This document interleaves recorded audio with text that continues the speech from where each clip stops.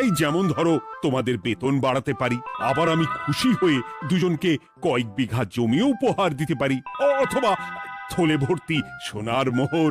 মিলেমিশে থাকলে এত সুন্দর সুন্দর উপহার পাওয়া যাবে জানলে আমরাও না ওই নিজেদের মধ্যে ঝগড়া করতাম আর তারপর ওই পুরস্কার পাওয়ার লোভে ভাব করে নিতাম। না না না না, এই উপহার শুধু গোপাল আর মন্ত্রীর জন্য। উপহারের লোভে বাকিরা নিজেদের মধ্যে ঝগড়া শুরু করলে সবাইকে কিন্তু ঘাড় ধরে কারাগারে ঢুকিয়ে দেব, এই আমি বলে দিলাম। আচ্ছা, একটা চাল চেলেছি, এবার মনে হয় দুই বুলবুলিতে ধান খাবে।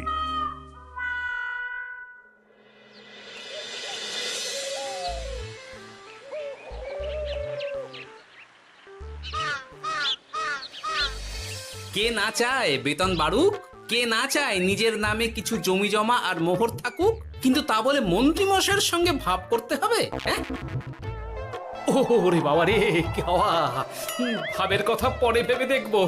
আগে বাড়ি ফিরে এই কনকনে শীতের দুপুরে লেপের তলায় একটু ভাত ঘুম দি। গিন্নি গো, আমি আসছি।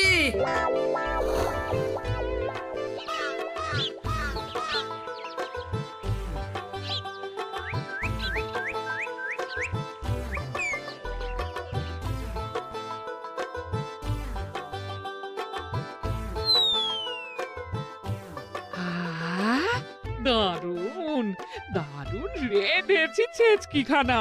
আমার মানুষটা কুমড়ো ছেচকি খেতে না খুব ভালোবাসে। হ্যাঁ, শুধু আমি নই গিন্নি, মন্ত্রী মশাইও কুমড়োর ছেঁচকি খেতে খুব ভালোবাসেন।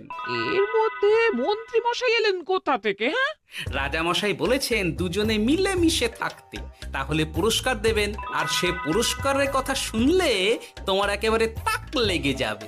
তাই গো, এই বলো না গো, একটু শুনি। তোমাদের বেতন বাড়াতে পারি, আবার আমি খুশি হয়ে দুজনকে কয়েক বিঘা জমিও উপহার দিতে পারি, অথবা থলে ভর্তি সোনার মোহর। ও মা, তবে আজ থেকে তুমি মন্ত্রী মশাইয়ের সঙ্গে ভাব করে নাও। হ্যাঁ, কিন্তু তেলে আর জলে যে মেশে না গিন্নি। মেশে গো মেশে, একমাত্র রান্নাতেই তেল আর জল মিশে দারুণ রান্না হয় গো। মানে?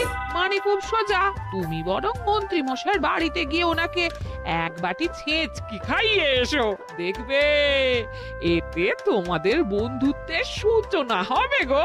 হ্যাঁ, এই শীতের দুপুরে ছেঁচকির জন্য আবার দৌড় করাবে আমাকে গিন্নি? কোথায় ভাবলাম একটু ভাত ঘুম। সম্পর্ক ঠিক রাখতে মাঝে মাঝে একটু দৌড় করানো